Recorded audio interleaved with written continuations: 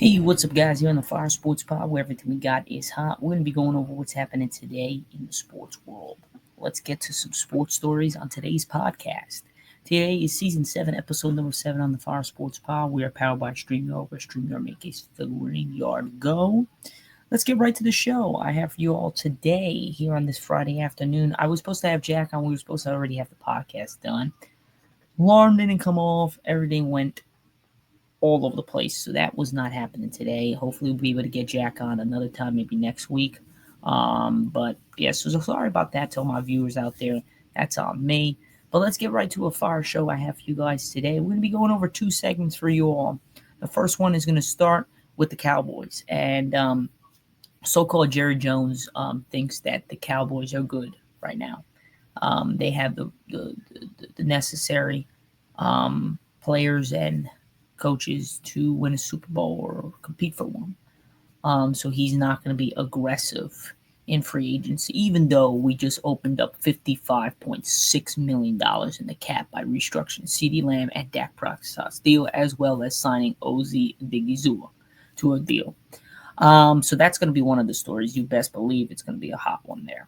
The second one and the final one would be the Lakers. And quote-unquote Perkins last night, Kendrick Perkins, decided to say on the air that the Lakers have saved the NBA, I guess, in viewership, media, this, that, and the other thing, because the ratings were down earlier in the season. Now they skyrocketed now. They're getting better and they're going up on a trend. So we'll be going over that. What do I think as a Lakers fan, as well as a podcaster? And what do I think? Is that correct, or is like he tripping? And now I'm gonna really go over that in detail even though after the Knicks and the Lakers played last night, what a game that was. So we'll recap a little bit about what happened there. But nonetheless, let's get to that first segment I have for you guys today, which will be screen sharing on the show here today. And now we'll be going over the Cowboys talk because, again, we're having a lot of NHL things going on. On Monday, for Recap Monday, I'm definitely going to recap everything that happened in the NHL trades and stuff like that and moves. It just doesn't make sense now because there's still more to be. I mean, the Rangers literally just made a trade now, literally alerted on my phone. So we'll be going over on the TikToks here and there every day or so. Like tonight, I'll go over all the trades and everything for today's. But it's a lot. So we're definitely going to have a pretty big show on Monday going over that. Possibly could be a separate show. Who knows? But let's go over the Cowboys right here. Again, there's really no I don't even have to scroll. I don't even have to read. I don't have to do nothing. Like, legitimately, Jerry Jones explains why aggressive isn't the right word to describe the team's free agency plans. Jones seemingly contradicted his son, Steven, who said the team would be selectively aggressive. He counters that with saying that we're not going to be aggressive. I don't get that. I really don't. As a Cowboys fan, as a sports fan, everyone knows how shit the Cowboys have been for a while. They can't get over the hump in the divisional round. They can't even get to the NFC Championship. Sometimes they can't even get out of the wild card or the first round. If you're thinking in terms of me as a Cowboys fan, it sucks to have this guy as an owner. It really does, because he sucks. He's horrible. It really is.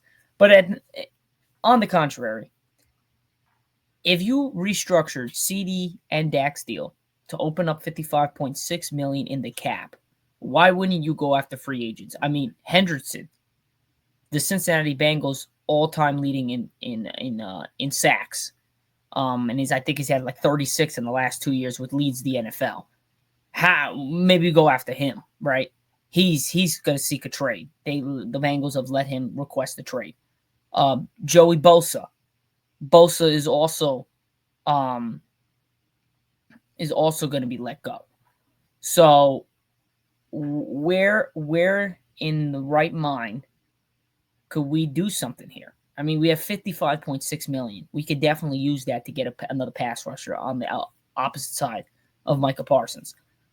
That will help drastically.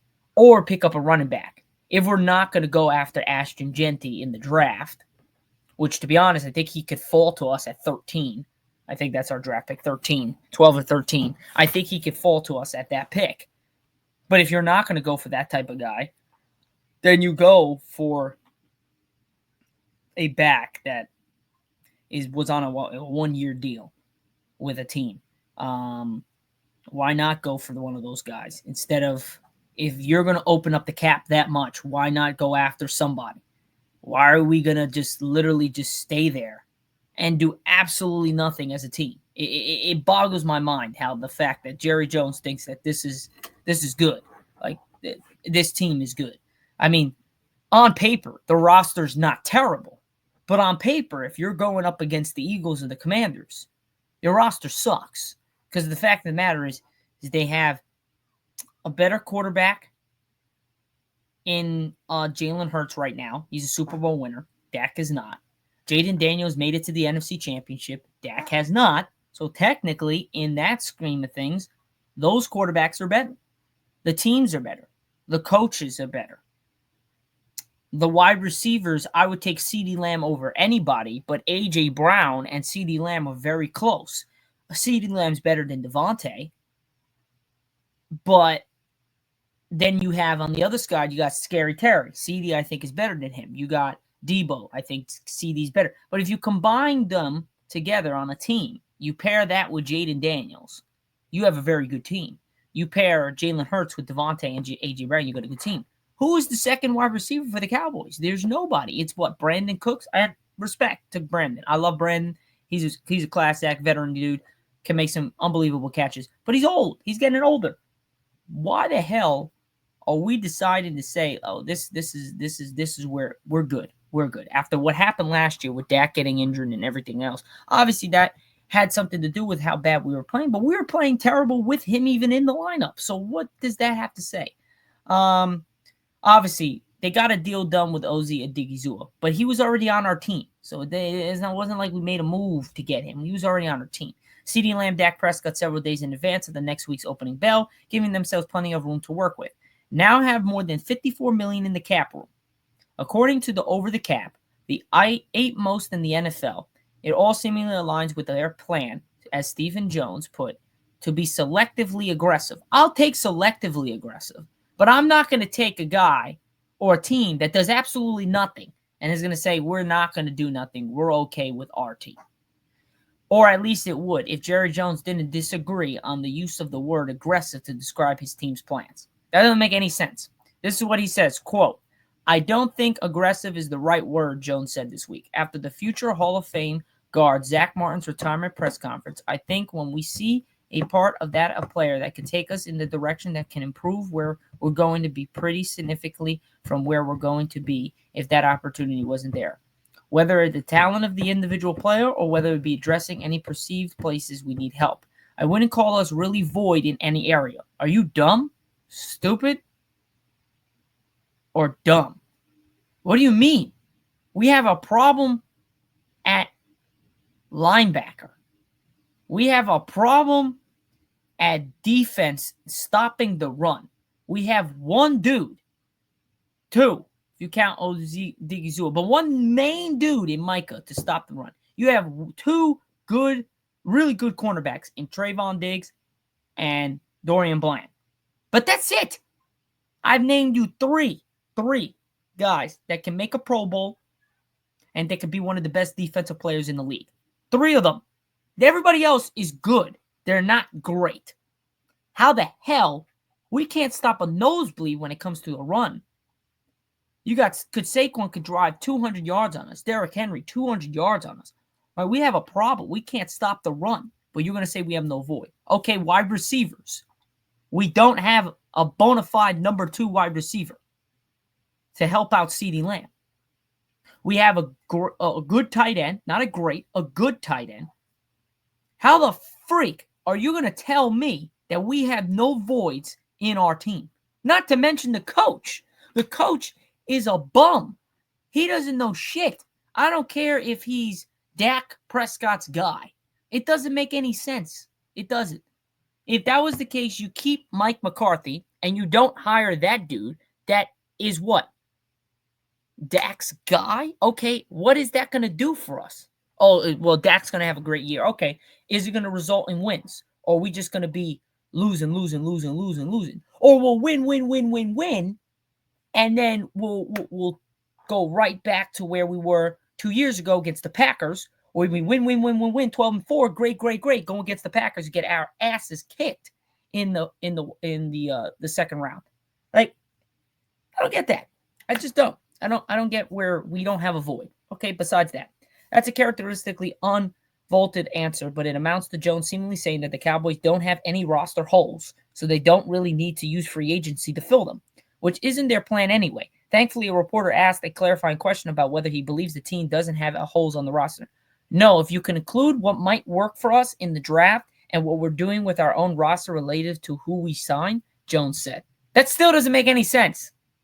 That doesn't make any damn sense. How could you say we have no voids, then say, well, it depends on what we do in the draft, whatever. Bro, we have Hendrickson on free agent right now. Joey Bosa. I don't care what anybody says. The Chargers defense sucks. Their front line is terrible. You bring Joey Bosa to the opposite side of Micah Parsons. I don't care how old that mother effer is. He's going to play, and he's going to do really good. Because they're going to still double team Micah, and Joey Bosa is going to eat all day. You bring Hendrickson, $55.6 million. Even if that's our one sign, we pay almost all the money to him. I don't care. We got two bona fide run sack stoppers in the backfield every play. And Odighizuwa is in the middle. We're good. Not to mention we got our guy that we got in the draft from Michigan, Uzi. So, like, we can play here. But why not we go after somebody? Why? I mean, you got nobody. Yeah, I could agree with you, Sports Aiden, that we kind of maybe overpaid Odighizuwa, but Odighizuwa has been great for us. He's been, other than Mike on that front line, has been the one consistent guy. So I'll take overpaying him a little bit, but he deserves his pay. He's been doing really well. But other than that guy, there's not a lot of people on the roster that's like really good where we say that we don't have a void. We definitely have a void, and that's the problem here. And that's the problem the Cowboys have had for the last God knows how long. We have a problem. And that's a big problem. And I just don't understand how Jerry Jones, the owner, could say one thing and then do another. So hopefully this is like a whole big thing where he says one thing and we make a splash. I'll be very surprised. Devontae Adams is out there. You bring him as a secondary wide receiver, you're golden. If you bring somebody in that you're supposed to go, before we move on to the next segment, I'm just going to look up the free agents in the NFL right now. And you guys tell me in the chat, where the hell do you guys think? Like, who do you guys think that the Cowboys can pick up that could ultimately help their team? And because I agree with you, Jerry Jones needs to hire somebody that actually knows what the hell he's doing, so he can rest, so he doesn't pass away out of nowhere being stupid. So I agree with you big time. But here is some of the free agents, right? Okay. Hold on. Let's roll. These ads suck. Okay. You got Aaron Rodgers. We don't need him. We already got a quarterback. Okay. Sam Darnold. We don't need him. We already got to go. Justin Fields, quarterback. Okay. Russell Wilson, quarterback. We don't need him. Okay. Hold on. Daniel Jones, we don't care about him. Marcus Mariota is another quarterback. Jacoby Brissett, Jameis Winston. Are these all quarterbacks? Are you kidding me? Cooper Rush, Carson Wentz. Okay, these are all quarterbacks. I don't know why these are all quarterbacks. But like I said, there's a lot of actual. This Wi-Fi is terrible. There's actually a lot of guys that can really help out the defense and the offense. But we don't. Free agents. Available. Okay, so this was 19 hours ago by ESPN, the top 100 free agents. Obviously, I'm not going to go through all the free agents, but there's a bunch of guys that we could Yeah, exactly. And they got to pay Micah. So, I mean, if you want to pay Micah, then maybe that's why they restructured the deal and you pay Micah now. Then if that's the case, then you say that. But Jerry Jones doesn't say that. He just says we're not going to be aggressive. Just say, "Oh, we're going to pay Micah Parsons because we need to pay him. We're going to pay him and we're going to do our due diligence in the draft and see where we go from there." Because if they're able to pick up Ashton Genty, they're able to pick up a bona fide, pretty good wide receiver to back up CeeDee Lamb, that's okay. But you're going to still have money left over after you pay Micah a little bit. So you can go out there and get a wide receiver, or you can get out there and go get a defensive end that doesn't need that much money. But or do we wait till next year and then we pay Micah next year and use the cap now to do what we got to do? And that's another question for another day. But to me, I think there's a lot of free agents out there that definitely can use a different home. The Cowboys can give that to these players, but again, Jerry Jones won't go after and do something. I know Michael wants to get paid right now, but if he wants to win something, he might have to wait till next year. If I'm being honest, if not, then to be honest, I don't know. Because if he doesn't want, if he wants to get paid, well, he better get paid. But if he does, I mean, there's a lot of things that could go wrong, and there's a lot of things that can go right. But right now, we need to worry about winning now. Because if Micah wants to get paid now, we're not going to be able to move something. I can't see us trading Micah. I really can't. I cannot. I can't. Because then our defense goes from okay to absolutely shit. You're never coming back from that. So, I would say that there's definitely a lot of stuff to think about. No doubt. But Micah, I don't think Micah is even movable. If I'm being honest, I don't think Micah's even movable. That's just the way I'm putting it at.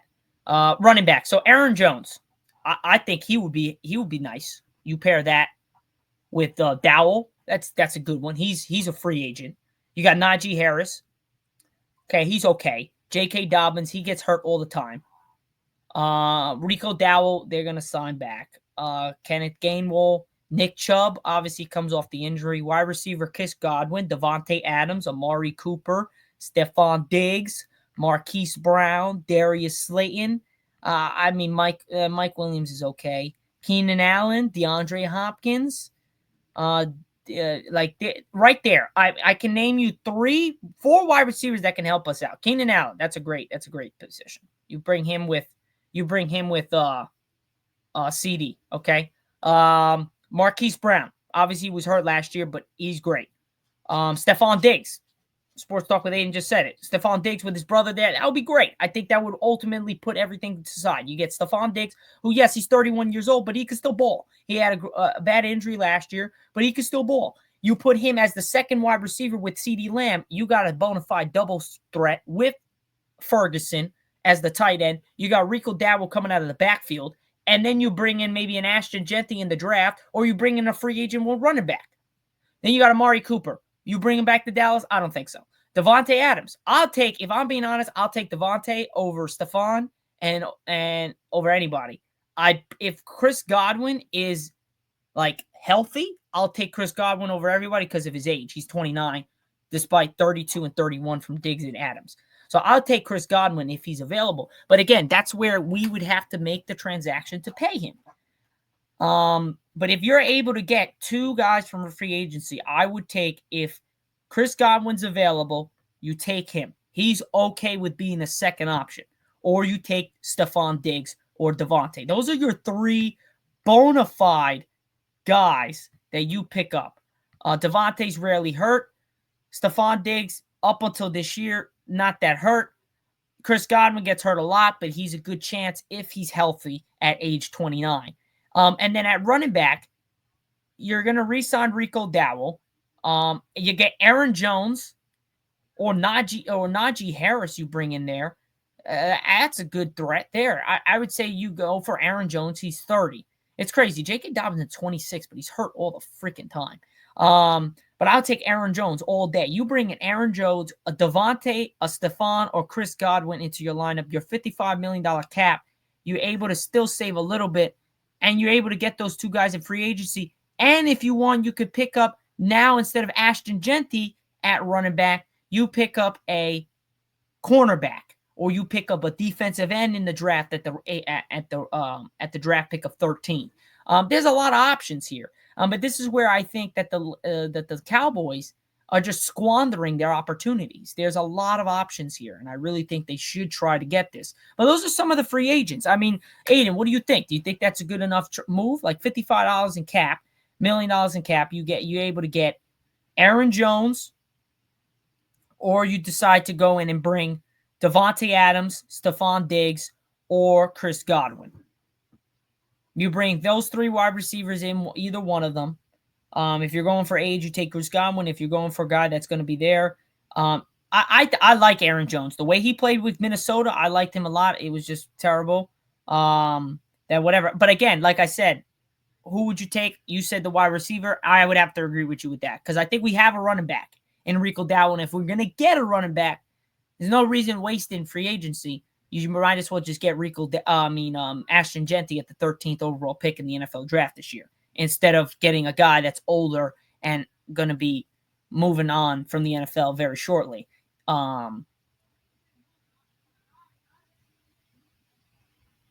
Godwin will be in Tampa still. Yeah, I don't know why they had him on the free agent thing then. But that they said that he was a free agent, so I don't know. Maybe they haven't signed him yet. He is coming off the ACL tear, so I don't know what's happening there. But I think wide receiver wise, probably go with Davante or Stephon Diggs if Godwin's not available. And if I'm being honest, if you're going to go with Diggs, you're going to go Diggs because Trayvon's on the team. And Diggs is a good, viable second option. But if I'm being honest, I like the way Davante Adams plays, and I think he would look great in Dallas. So I think if you pair CD, Davante, Dak, Ferguson, Rico Dowdle, and you get Ashton Genty, that offense is secure. And then you're able to keep Brandon Cooks as your third option, with Turpin as your kick returner and your speedster in the wide receivers. You got a bona fide 4 different guys that can score a touchdown. Brandon Cooks, speedster runner in the slot. You got Turpin coming out of those jet sweeps, those little screen passes. You got CeeDee Lamb going deep. You got Davante Adams to work the sideline, to work the long ball, to work inside, outside of the numbers. Same with CD. I think you're great there. You add then Jake Ferguson, big ass tight end, could go up and catch the ball over anybody, and then you bring in Rico Dowdle as your guy, and then you have Ashton Genty as the backup or the starter wherever you want to go, depending on how well he is in your system. You have a dual threat running back, a quarterback that is good enough to win games and good enough to get you somewhere, but just got to get the stuff around him. You got one of the best wide receivers in the game in CeeDee Lamb, still one of the best wide receivers in the game in Davante Adams. You have a number 3 guy in Brandon Cooks, who's an old vet, savvy vet that can do some things. And you get and then you have Turpin as the speedster. Why do you not think Genty's the right fit for Dallas? Why not? I mean, I think he's a great fit. I mean, where else are we going to go? Cornerback? The cornerback from Michigan that we're supposed to get is already hurt. So I don't know where you think we should get, but let me know in the comment section. But we're going to be moving on to our second segment on today's show, and that will be going over Kendrick Perkins. Crazy thought. So let's go over that. But before we get to that, Aiden said something. I think they should wait and get another running back in round later on. But why? I want your explanation of why. Not why the Cowboys should move. Why don't you like Genty to the Cowboys? Because I think that's a great pick. Well, what do you see that you don't like about him? But yeah, let's move on to our next segment. So we're going to stop screen share. We're going to be moving on to the Kendrick Perkins thoughts. This was really shocking that I actually heard this morning. I didn't hear it yesterday. I heard it this today. And that has something to do with the Lakers, which is pretty crazy. So let's go over the Kendrick Perkins thing. So here we go. So so-called Kendrick Perkins decides to say that the Lakers, I think Genty is good, but Raiders might snag him earlier on a need backup plan. Oh, that makes sense. Didn't think about that. Okay, I'll keep that in mind. He said that the Raiders might snag him earlier because in a need for a backup plan. All right, that's not bad. But let's go over the Kendrick Perkins thing because this really stumped me here. Kendrick Perkins boldly claims that the Los Angeles Lakers are saving the NBA. Big market team to the rescue. I don't know. That is a good take. Obviously, I'm not gonna condone saying that the Lakers are the only team saving the NBA because you got to give credit to Cleveland, you got to give credit to OKC, but the Lakers have been taking everything over here, up here in the bull crap, and really harnessing it and pushing forward. And they have been playing outstanding basketball. Outstanding basketball of late, which is awesome to see. It really is. I love to see it. They have been playing.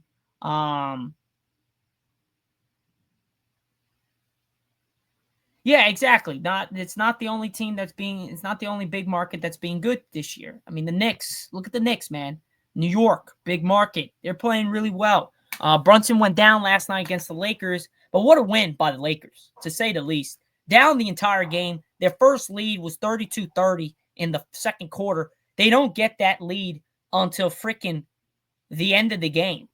In the fourth quarter with about a minute something left. They get a 3-point lead for the first time since the 32-30 lead in the second quarter. What a game. Cleveland, OKC, they're impressive as hell. The saying that Kendrick Perkins said was basically that LeBron James and Luka are really changing the game. Because everybody, after that trade, everybody said, oh, not sure. Most people, not saying everybody. Let me back up on that. Most people were saying, oh, I'm not sure if LeBron and Luka could play together. This might not have been a great trade. The Lakers don't got a big. They don't got a trusted big. They lose defense. They gain offense, but they lose defense. Their problem really wasn't offense. Their problem really was defense. Now they lose even more defense than they had before. The Dallas Mavericks, they lose offense, but they gain a monster on defensive end and an offensive end. And it looks like who won the trade because we're 41 and I believe we're 41 and 21 on the season. No, we're 40 and 21 on the season. And we have won 9 straight games. We are 12 and 2 with Luka in the lineup since the trade. Since January 2nd, we are 23 and 7. 23 and 7. 23 and 7 the Lakers are, even without Luka, right? 23 and 7. That last 7 game stretch, we played against good competition, man. We played the Knicks, we played the Warriors, we played the Timberwolves, we played the Clippers, we played the Celtics, we played the Bucks. We played a lot of good teams. This upcoming stretch for the Lakers is going to be heavy. We put in the month of March, we play the Bucks, we play the Rockets, we play the Warriors, we play the Celtics. I believe we play the Knicks again. No, this was the last meeting. We play a lot of good teams in this month. Oliver Hayes, thoughts on the Bucks? I think the Bucks are going to be good, man. I think they'll be fine. I don't see them. I see they're one of the few. There's only a select few. There's only 2 teams I believe that can beat Cleveland, and that's Boston. 3 teams: Boston, Milwaukee, and the Knicks. I think those are the 3. The Pistons have a sneaky chance at the 4. I think they're a really good team, but I think next year they're going to be really well. I like the way the Bucks were playing. I was really criticizing the Bucks earlier this year. They were all playing through Giannis. Giannis. Just needed them to be cohesive. And now Dame is better. He's healthier. He's shooting the basketball way better than he was last year and this year earlier in the season. Giannis is back to monster Giannis. And he's passing the ball. He's a really good passer. A lot of people don't give him credit, but Giannis is a really, really good passer. As big as he is, he's a great passer. And you lose Chris Middleton. And sadly, Chris Middleton was a great player, but his time was over. He was getting old, he getting injured, and kept getting injured and can't get off the thing. And they said, screw him. Let's ship him off to Washington. Let's bring in a younger Kyle Kuzma that can do very similar things to Middleton. Maybe not the best shooter, but at a younger age, you're going to get more out of him than at an older guy like Chris Middleton. So, Oliver, I think your Bucks are really good. I don't know if you are a Bucks fan, but you just said about the Bucks, so I would assume you are. The Bucks are solid. They're going to be good this year. I just don't think they got enough to beat the Cavs. The Cavs. I think in a 7-game series, you might have a shot against Boston, but Cleveland is going to be tough, man. You have Donovan Mitchell. You got Darius Garland. You got Evan Mobley, Jared Allen, and DeAndre Hunter. All 5 of those guys were number 1 options on a team in one end or the other. Darius Garland on the Cleveland in the beginning, number 1 guy. Donovan Mitchell, number 1 guy in Utah. DeAndre Hunter, yes, Trae Young was there, but he was like his running mate, but they still, both guys could go off for like 25 apiece. Then you have Jared Allen, number 1 guy in Brooklyn. And then you have, Evan Mobley, another number 1 guy in any other team that he would be on, really would be a number 1 dude or number 2 guy, but close to a number 1. No title though. Cleveland's gonna be tough, man. I really would not go on the limb and say they won't win the title. I think they do make the finals though. If I'm being honest, I think they make the finals. I really do. I can't wait to see a Boston versus Cleveland Game 7. Winner goes on. But I'm sorry. I'm taking Donovan Mitchell and Cleveland all day. As you know, Aiden, I am not a Celtics fan. I hate them, but no bias here. I think Cleveland's better. I really do. I think Cleveland is better. I really do. I think they got a depth in their roster. I think both teams really complement each other very well. But I think Cleveland takes Boston if it's in the 7-game series. Who you got winning the Big Ten tournament? Oh, that's something. Big Ten tournament. I haven't really looked at that yet. Big Ten.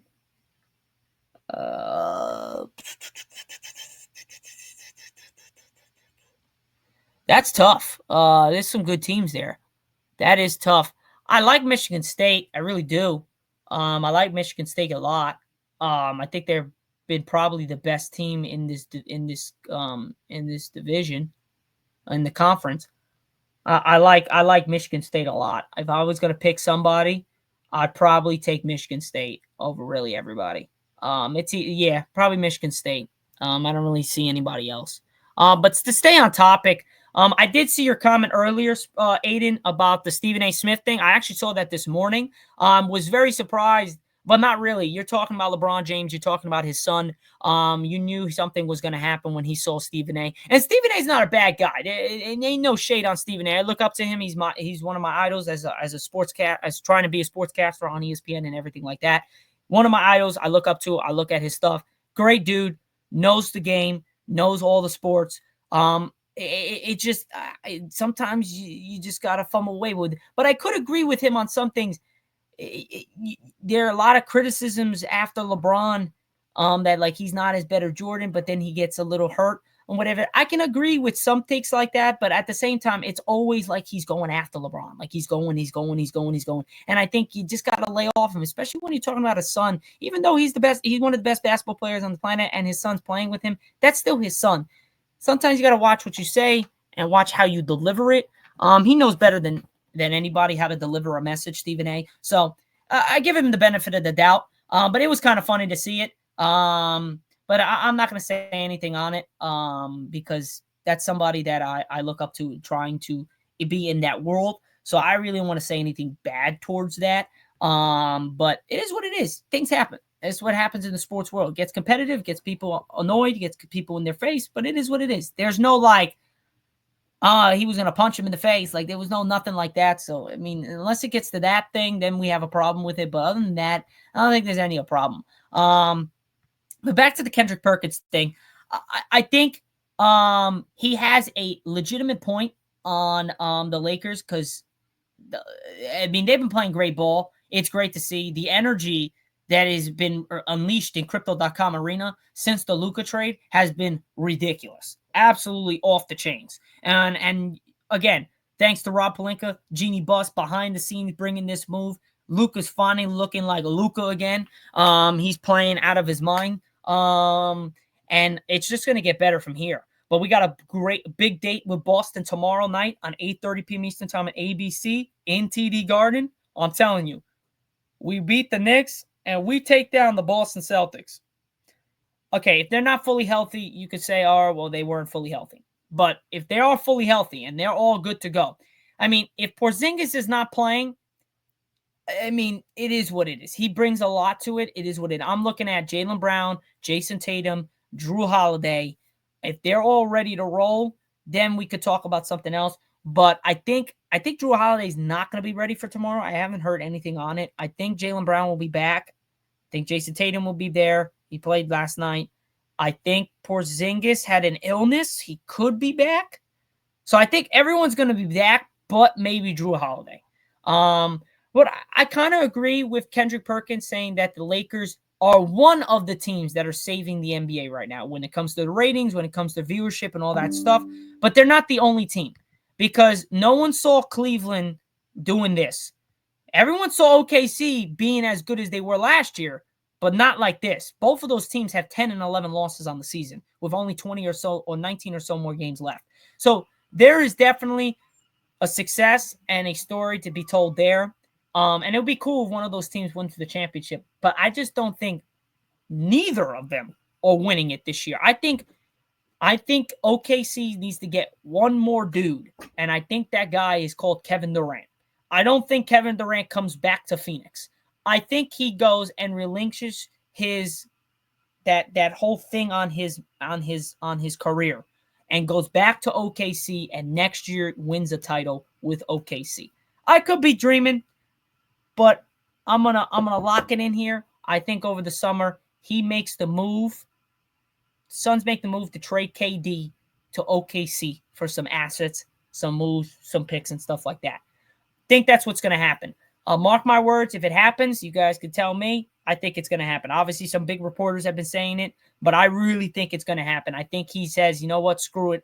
He was going to go to Golden State. He said, nah. I think that was for a reason. I think he said, nah, I'm going to roll back to my city that I called home the first time I got drafted, and I'm going to head there, and we're going to win a championship next year. So I think that's where it's going to happen. And I don't think OKC wins the championship this year. I think they get to the Western Conference Finals. But if they run in, I'm going to let you know. If they freaking run in to, this is how it's going to happen. I think what's going to happen is I think OKC will lose in the Western Conference. Now, obviously, you guys know me. Even though I'm saying I'm not biased, you cannot deny that the Lakers look really good right now. And really good enough to contend against anybody in the West. I really want to play OKC and see how it is. I don't know if we play OKC, but I would assume so since we're in the West. OKC versus Lakers. Let's see when that happens. Let's see. I want to see if they play them. Let's go Lakers schedule. Before I let you go, guys, I'm just going to go Lakers schedule. I want to see where they play and if they play OKC down the line. So in March they don't play. Okay, hold on. This is all the way down. So they play the Suns, Spurs, Nuggets, Bucks, Bulls, Magic, Pacers, Bulls, Grizzlies, Rockets, Warriors, Pelicans, Thunder. So they play the Thunder twice, back to back.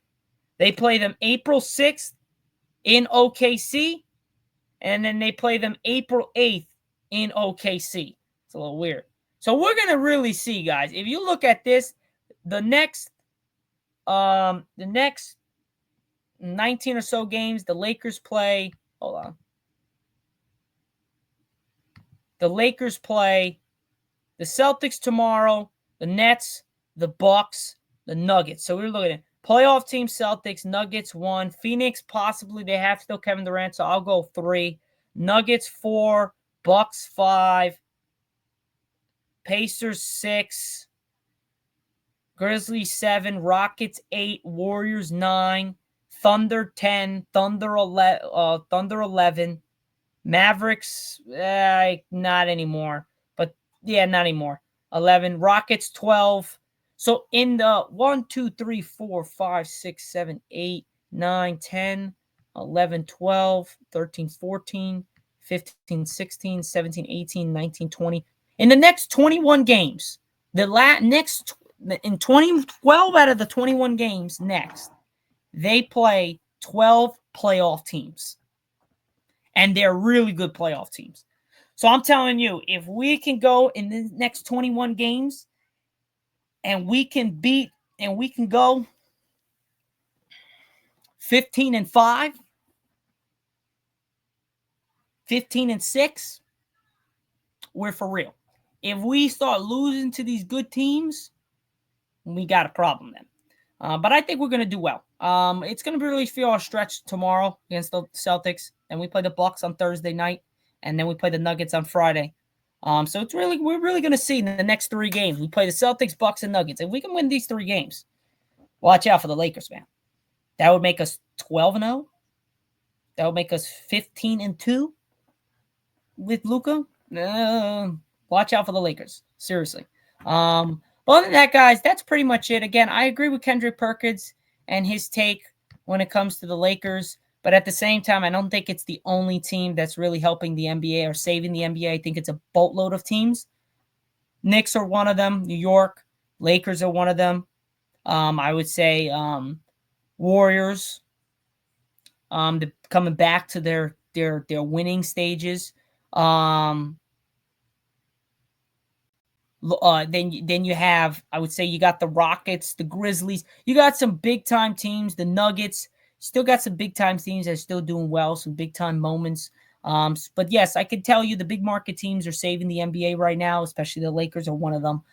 Yes, I did cover the LeBron coming up to Stephen A. I said I really didn't want to say too much about it because that's one of my idols that I look up to as going to try to be a sportscaster on ESPN in the future. Hopefully that's in my cards. Not hopefully, it will be in my cards. It's just when.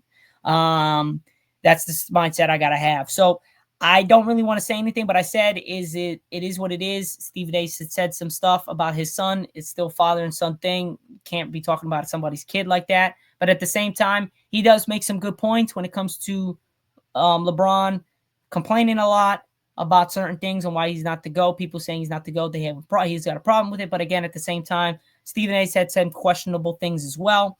So I really can't speak on it. I don't really want to speak on it unless there were like hands thrown and shit was said, like, I'm going to punch you, I'm going to knock you out. Like, if that was the case, then I would say something. But right now, there was nothing said. He basically said, yo, don't mention my son. Don't talk about my son. Don't talk about me, whatever the case is, in that manner, something around those lines. And, I mean, just mind your business when it comes to that stuff. Obviously, we know it's sports. Obviously, you got to speak on stuff. Just know when you're speaking and how you're speaking. There's the difference. But Stephen A. knows how to do that. He knows his stuff. So I really don't want to speak on any of it. It's a bleep thing. I don't know the actual story. I don't know what actually was said, what actually mentored him to go over there. Obviously, we know the stuff that he said about Bronny. I don't think it's cool. The scrutiny that he gets is ridiculous. I don't understand it. He's just a kid trying to make his way in the NBA the way he wants to do it. He looks like a very nice guy, very nice dude. I don't know why people are picking on him. I get it. He's LeBron's son because he got in the league, blah, blah, blah, blah. But, like, leave it alone. It is what it is. It's done. It's over with. You can't change it. Why are we still on the same damn topic? It just doesn't make any sense. I mean, it literally, it's all about Bronny, LeBron, nepotism, this, that, and the other thing. don't understand. Like, let him roll, let him go. Like Aiden just said, Bronny will be good as a role player in a few years. Like, okay, like he's a role player. Like, it is what it is. Like, I don't know why everyone's like giving a problem to the James family. I don't understand it. Oh, he's gonna wait for Bryce, and then Bryce is this, that, and the other. Like, who cares? Let him do it. You gotta enjoy LeBron as he is here to stay for as long as he is here. Because when he leaves, God damn it, everyone, who the hell is gonna be the face of the league? Right now, there's no one that wants to take the torch. So we got a problem. We should tarnish what he's done. Him and Steph still being on the court, and KD, not going to forget him, still on the court doing their things at an elite level. Harden just dropped 50 the other night. Like, we have to stop with the bull crap. Like, he's playing a sport with his son. Like, where is this hate? I don't get it. That's the last thing I'm going to say on it. But enough with the Stephen A. LeBron shit. It is what it is. It's two grown-ass men having a grown-up conversation in the middle, in between the game or after the game, whenever the hell it was. There's no need to go into these aspects. Oh, LeBron, Stephen A's dad. Like, there's nothing to say about it. It is what it is. LeBron's his son. He wanted to be in the NBA. He's with his son on the same team. It's dope as hell. Don't know why there's a problem with it. That's it. End of discussion. Not going to talk about this again because it's a pain in the ass to keep talking about it. Has nothing to do with really anywhere with real sports. It's just people jealous or just want to just see them fall. I don't get it. Like, I don't get it at all. So just stop it. He's in the NBA. He's playing with his son. Forget everything. It is what it is. It happens. Things like this are the reasons why sports is great, because we like to speak. We like to talk. Just got to know when to speak and how to say something and not come off as an ass. Pretty much it. All right, guys, that's pretty much it for the show here in the Fire Sports Pod. I'm sorry I couldn't get my boy Jack on. I couldn't get on. That's on me. Won't happen again. That's on me, guys. But I will see you guys for Recap Monday for Season 7, Episode 8 on the Fire Sports Pod. I'm hoping to have Irv back on the show next week. And maybe we can get Jack on again in the afternoon. But other than that, guys, that's pretty much it. Have a great rest of your weekend, and I will see you guys next week. Peace out.